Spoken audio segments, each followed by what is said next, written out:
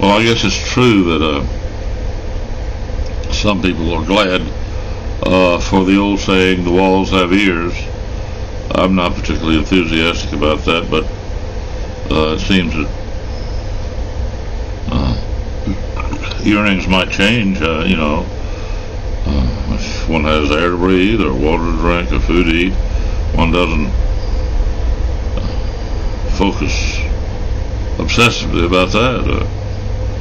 If one's telephone's battery goes dead, nowadays it's a big crisis, and you can't shout loud enough to be heard more than by tormentors sometimes who would say, "Shut up" or "Be quiet." Well, I don't have that problem here. I rarely shout. Nothing worth shouting. There's nothing to shout about. But I can say that even if they're not shouting, it's really amazing to see when people get excited on even on the web. Excerpts from C-SPAN or something, or all of the satellite TV connections, stuff like that. They really get going, and the clips that I see from time to time, it doesn't take long to see that. It's like a smorgasbord. If you're upset by something, you can find some committeeman or something denouncing whatever it is that that has been an upset. But they go too far, in my opinion, so many of them, because they try to convey the idea explicitly or in other ways that they're going to do something about it. They'll spend all the time that you might want for catharsis, really, agreeing that something is bad or should stop or should start because it's good or this or that. And of course, promises are useless now. That's one of the problems we have. We have the understanding that many people do nothing more than flap their gums to make promises, no matter their station in life, even among people elected to actually get something done. Results. Turns out they know, and everybody else knows, there's nobody to hold them to account. They can make promises, and that's good enough. So nowadays I start out, watching it, and pretty soon it's clear that they will evermore say how much they agree with anybody who agrees with them. It's something just awful. And so we're going to get right down to it, right? Yeah, well, they never will. So today has been a day filled with that opportunity. On the other hand, there have been some others who don't even have big microphones. And thus, I guess I can say it's wonderful to think that they can be seen without that and yet be heard very well indeed, and who might have something to say, not because of extreme reception of ideas from on high, in one kind of citadel or another, but because they put shoe leather into gear and actually been places and seen things that many people can afford to do in their adolescent or early adult lives, and what used to be called a grand tour. There are those still who are fortunate enough to be able to do that, and some of them don't come back. There was a young Rockefeller who did go to school and was prepared and went someone, and they had him for breakfast or something, and then they missed him, because he didn't return. I'm glad I know some people who've made similar journeys where I wouldn't go, not because I would fear for my life, but because, well, yes, there would be that possibility, but just because I don't want yet another real monkey on my back. And there's places where, they jump down out of a tree, jump on your back, and then grab your ice cream or your banana or whatever you happen to have, and then off they go with it. And they're dirty too, really dirty, those monkeys, Well, I just don't choose to, I know there's a lot of reasons people go there, but there's nothing I want to learn about monkeys, no matter how many people there might be around. But there are worse places to go, and I've recently talked to some people who have been in such hallowed grounds as people think about, and then there are those who want to bring something to those places for the wretched people who've been obsessive about getting there, and who have forfeited much to get there. So theirs is a normative experience from day one or something, although admission to hallowed places involves proving how well-rounded a person is. That might help a little bit, but so much is normative for any number of people who can't escape the clutches of very normative people, very normative systems. But there's some, who spice things up a little bit with real-world experience. And there's a bitter division between, management and labor, such that, labor works, and somehow what management does is not always at issue for the people involved who don't know what they're doing, or the people who work with their hands who are not interested in attempting to design a better mousetrap, or for that matter a supersonic Air Force killing machine. So these are confused about all that, and if it's very easy to have connections and get millions of dollars for a little wafer, millions, tens of millions of dollars for a little wafer, or a bunch of them, that are specifically for this new wave of intelligence that some say it's artificial, others say other things. No problem. Cut a check,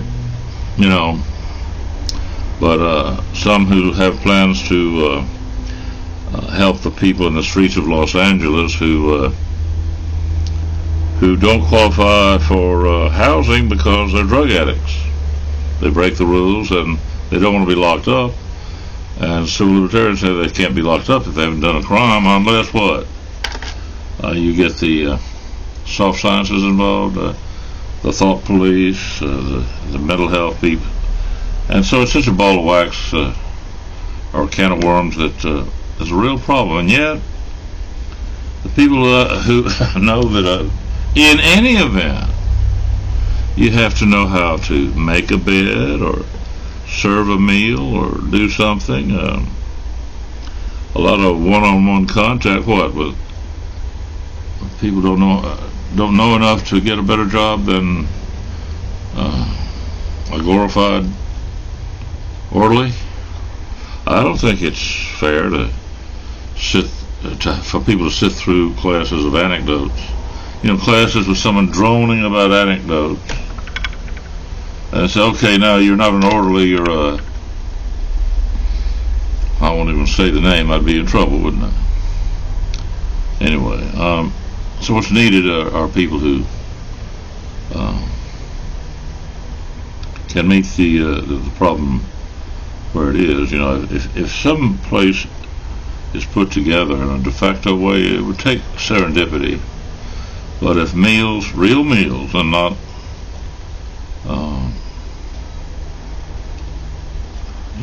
a coupon for a can of sardines, but a few sloppy joes or something, rather than nothing, and that might be good. And maybe a row of toilets, those portable toilets. Not even a place for a tent, just start out modest, a place that then becomes what? Cherished? How long could you run, a corner lot in LA with a few tables, and basically what the Army does for troops gaining their self-confidence, after they've jumped out of an airplane or low crawled through the woods or what, you know. Is there no one confident of the viability of good food without the complications having basically to do with the fallout when people who are accountable, whether they're held to account or not, for a screwed up system of stuff somehow made into a mess that they might think about as something to do with moral hazards. And so they end up saying, well, they can't be fed a sloppy Joe with a nearby toilet for that, because that's free sloppy Joes for them and not for anybody else. And of course, that's not the problem.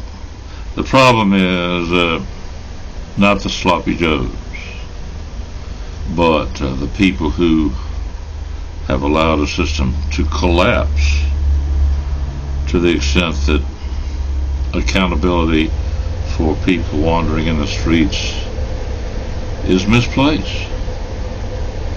I don't think that if you could send some objective, or maybe I should say impartial people to ask questions, I don't think that you would miss the idea that these people generally cannot help themselves. So then it's the question of knowing why, and people generally say it's mental illness and or substance abuse, or alcohol for that matter, and worse stuff. And they say they don't want to check in somewhere or have anything to do with people because they wouldn't get to continue their habits. Well, I just think that, there comes a time when, every jackbooted General MacArthur routing cold and hungry, unemployed veterans from the view of the president is not very good, isn't it? The people to be held accountable are, of course, elected officials, and I've heard people saying for 4 and 5 years, well, the elected officials are Democrats and they don't want to do a damn thing about this, and so that's the reason, and we've got to be sure that rock-ribbed Republicans are elected where the Democrats have been and who have somehow caused this mess. Well, when an economy fails, I would say probably there's some rock-ribbed Republicans somewhere around. They just don't take the heat the way people who call themselves Democrats do. There are, for example, august places where people preach, great traditions, heritage, one thing or another. And now, because of a relaxation of other standards, relatively new faces are running the show, and I don't mean to say more than that I think they're clueless. Whether you hold them accountable or not, they're still clueless. And I think something similar is happening in the public sector, the secular world, where people rush to fill somebody's going to fill the shoes of I don't know, take your pick, some heroes, political heroes. People are rushing to fill the shoes of distinguished Democrats or whatever, and they can't. And that's what's happening with Republicans too, rushing to fill distinguished shoes of their forebears to some extent. how often hasn't everybody heard enough about how, well, the problem is there are too many Democrats in California? People are just powerless. Democracy works so well that incompetents are in office. I'm just trying to think through that. I kind of figure, at the same time we know that media reaches into the homes of every well-heeled person, I remember back in the day, it's not true now, but it used to be, I would go, for example, to pick up my dry cleaning at a certain location, famous place in Birmingham, had been open since they invented clothing or something. You go down there and get dry cleaning, and believe you me, I don't like anything that's dry cleaned, but I would go on the errand, and there'd be a Ferrari or two there. And I would look, sometime, look at that, it'd be right there. I'd be getting out of a sedan from Germany and see this car from Italy, a convertible, and I would look at the sound system, AM, FM radio. Well, now no one comes in on AM, FM radio. Back then, that was quite the leveler, before people started getting tape decks and one thing or another, when in theory they could listen to anything. But back in the day, sure enough, and I know for a fact they listened to some god-awful stuff while seated in their Ferrari. A Ferrari that would go over the mountain, literally, that's where they were from, and not exactly the Ivy League, except that houses with a lot of ivy on them, Nowadays, there are not many convertibles, and nowadays, sound systems are not limited to the old AM, FM radio, the leveler.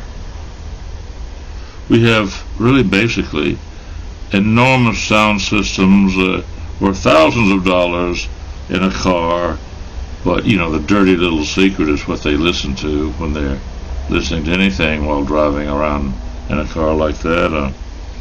But you can't prove anything by looking into the convertible. It looks like an ordinary setup.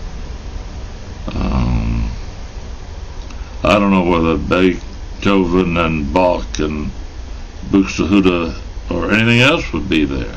It's probably hip-hop or something. I don't know. I literally don't know, but chances are, it'd be pretty much what I've said and not what I prefer.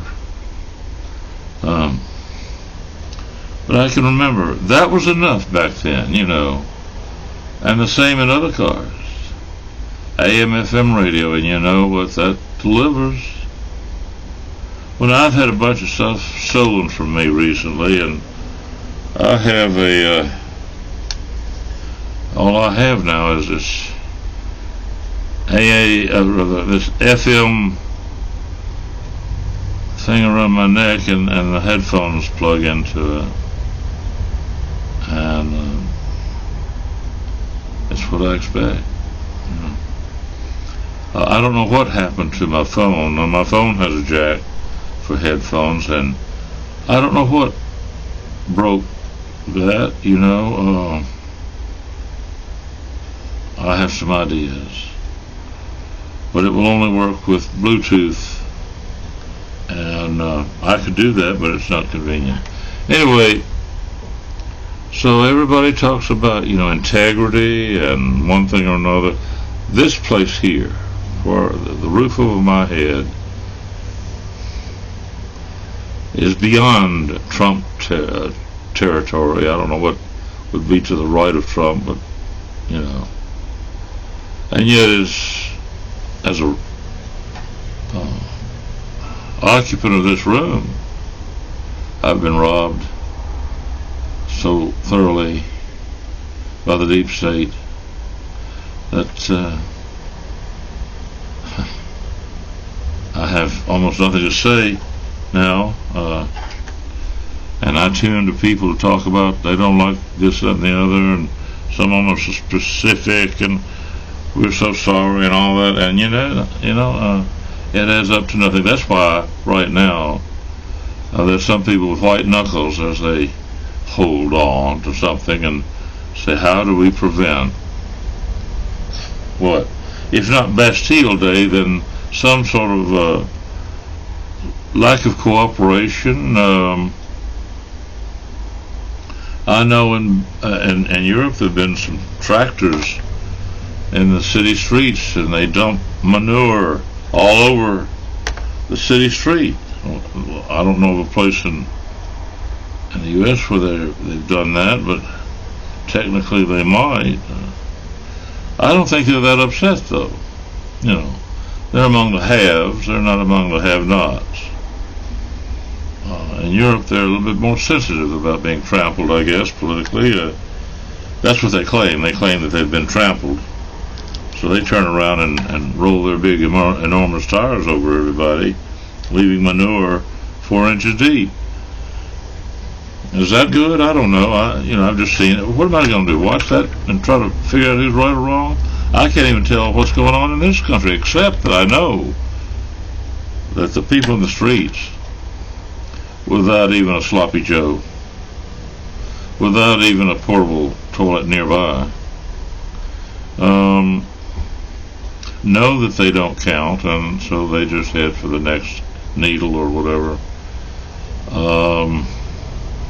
because then they don't think of anything, and they're not interrupted by people saying, come to the prayer meeting we have scheduled, or this or that, when really, Easter's coming up, a time when my mother, I can remember sitting in the car while she handed out turkeys to people in the hills,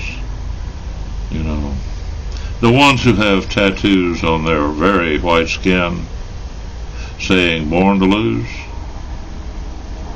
They'd get turkeys at Easter and Thanksgiving and Christmas. And my mother did that, and it was a feel-good thing. She never had a clue, And the reaction of the people getting the turkeys was just what you'd expect. They tried to be somewhat polite, But even Robert F. Kennedy Sr., who visited and saw for himself amazing poverty, couldn't promise them anything in good conscience. The problem is serious. It goes really to the beginnings of the United States, and people, have kettles and they keep stirring. Double toil and trouble. Cavalier accusations or labeling of people who can't hire an attorney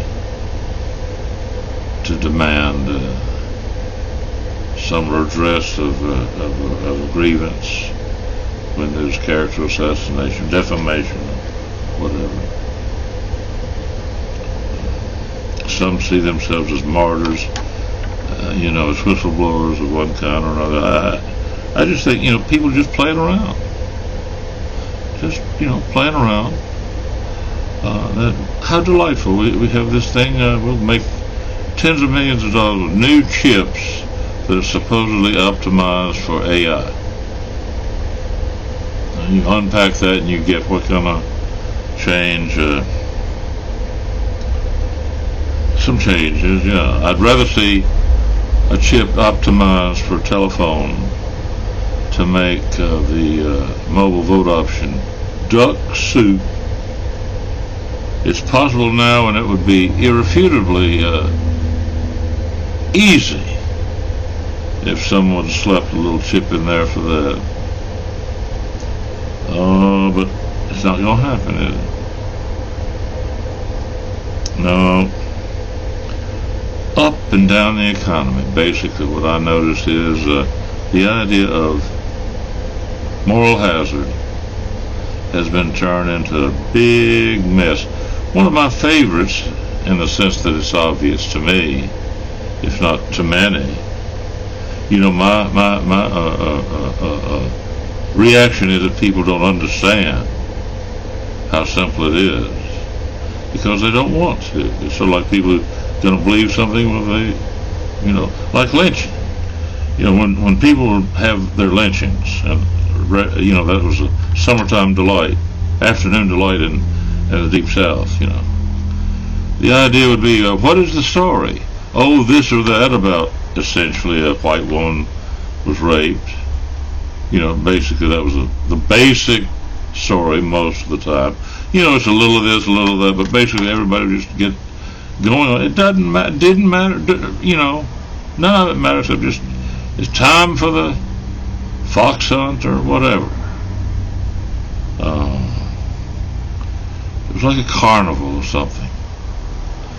It wasn't really like the more sinister and dramatic to Catch a Mockingbird or something very dramatic and moody and evocative for some. That's not my kind of movie, but anyway, you know, I remember the reports of the real thing about lynching that was unchallenged. You know, unchallenged. And it was a more of a carnival than the somber and meaningful hatred or what. But anyway, people understand some of that for what it's obviously worth. It's terrible.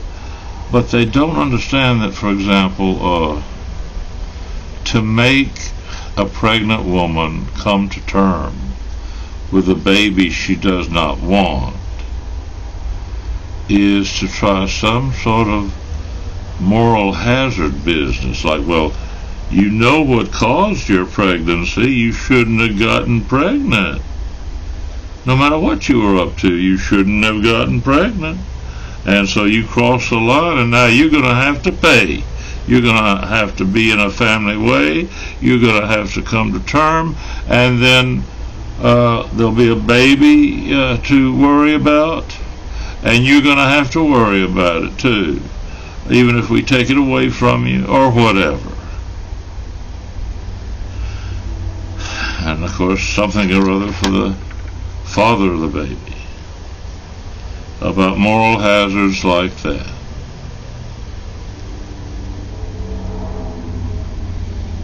That's a hell of a note.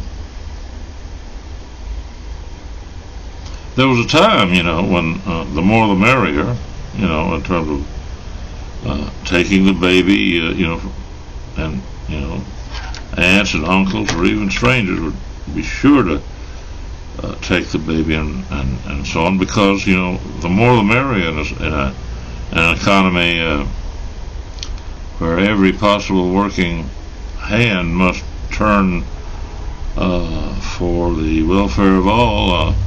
That was the whole idea of marriage, you know, get people buttoned up and settled down and ready to work and have babies. But with infant mortality changes and everything else, then to say, okay, I have a moral objection to abortion. I'm going to twist the moral hazard until it means nothing. There's no mistake about what people are saying, but I've heard a lot of talk about it. Just another situation like so much else. It just seems so obvious to me, and then people say, well, if that seems obvious to you, then you probably ought to be locked up and they ought to throw away the key. I'm sure there are many people like that.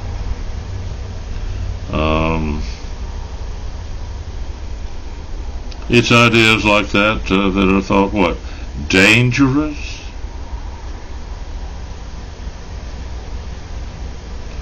Or competitive. You know, an idea that is dangerous is, what, something that is more than merely competitive, likely to prevail or something, by hook or crook, or by sheer weight of cogency that has nothing to do with merit or lack of merit.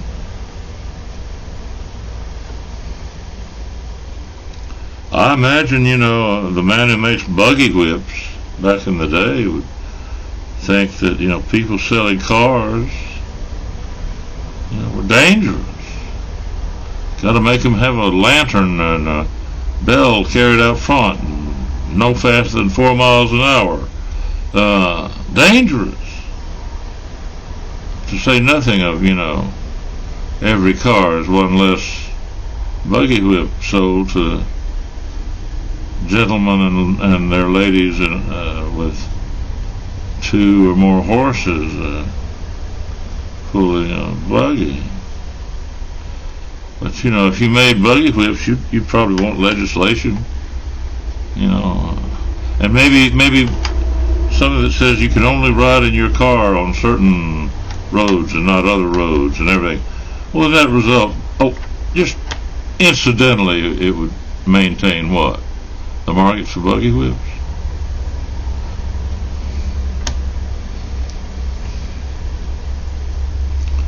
I wonder,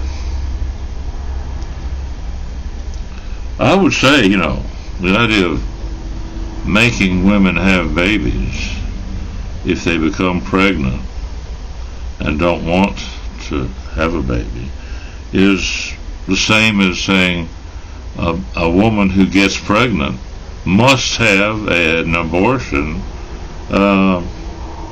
if someone objects. If the father says, I don't want a child, and is it fair to say, okay, lady, we're going to abort your baby right now? That to me would be terrible. And I think it's just as terrible for other people to say, you can't have an abortion. And the only thing that seems at stake is uncovering the naked truth about busybodies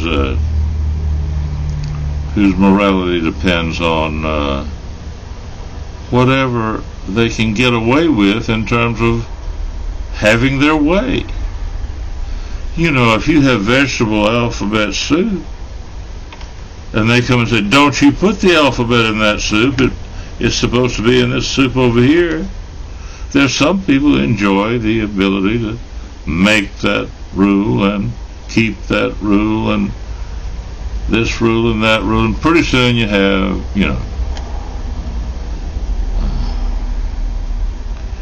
a deep state. I was listening to a debate about, fine-tuning the economy so that this and that can't happen. I think, it reminds me of, a plane load of executives or engineers trying to fine-tune an autopilot to handle all the things that a pilot has got to do. All of them. I remember those damn tri-motor things. They said, this plane can land itself, this plane can take off on its own. Always with someone there, of course, for safety. And I think, if some people get everything done, then there'll be no reason to do much more than have a gymnasium for anybody who wants to exercise, because that's the only time they'll lift a finger to do anything. Well, I'm glad to say that we have great autopilots, and they can land planes too, and take off. But that's not the selling point, as it was some time ago. And now there are people who want to do that with cars, and they can't even straighten out the liability laws for all that. It's such a mess. There's so many things that need to be done, and yet the money goes for that. Well, of course, the fact is we've got personnel talented enough to be tasked to do all kinds of things. It's not like, if we free up the geniuses trying to have a car drive itself around, we could solve all the other problems. Or the other way around, we could stop working on what needs fixing and get them to design a car that'll drive itself. We actually have all of that, or if we wanted it, we could have it. It's like scarcity of doctors, maintained by doctors, rentiers. They don't want many campuses to start competing, and the net result, many good doctors. They'd rather see one kind of failure or another rather than have a net result of more doctors ready to work. Am I grumbling? Yeah. Well, the reason I'm doing this is to congratulate some people I met today on the internet.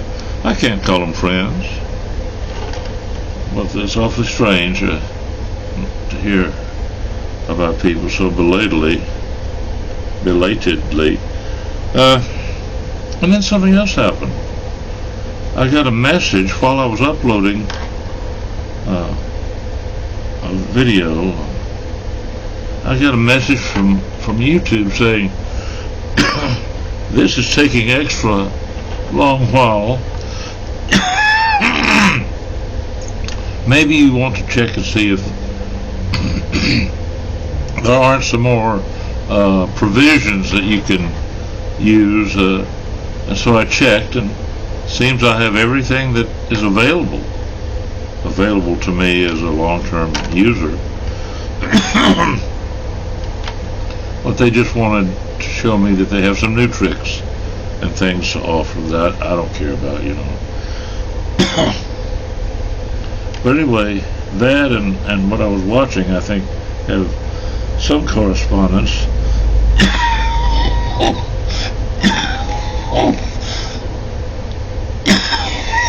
It might be that at random they trip a little switch to have people look to see if they might be interested in setting up, joint live broadcast. And I have no way to anticipate using. They say, according to our records, you could do this and that, and I don't know that many people to have a dialogue with, No, it's top down, I listen in these walls here, and I'm glad. So I can say no thanks, but no thanks to the good people at YouTube. Something too. They said in terms of freedom of speech and all that, we have a provision. We can designate you as making educational uploads, and that means that we don't second guess your motives if you're talking about something controversial. And so I haven't said so, but my feeling is I don't know of anything like that. I'm gonna, there's nothing offhand that I can think of that I'm likely to do. And if I did, I could do an individual caveat in the comment section or something, rather than having to have a thing that they could put on there about that. But anyway, basically, I'm sitting here with some pain, and I did get some more painkiller that I'm about to use, and after uploading this extremely verbose prolixity. It's prolixity I wish I could do without, but maybe I conveyed something. I need more sleep, and for that, less pain, and fortunately, something came from, where did that come from? I can't remember. Florida. Some place in Florida sent me some stuff to prevent or forego or put off the day for surgery that I expect. No, it's not hemorrhoids. But anyway, it might as well be. I don't want to go for it, but one day I surely will. And you can imagine the trouble around here getting anything. It'd be like asking for a decent meal. What would they say? Are you serious? No, I'm hungry. I'd like a decent meal.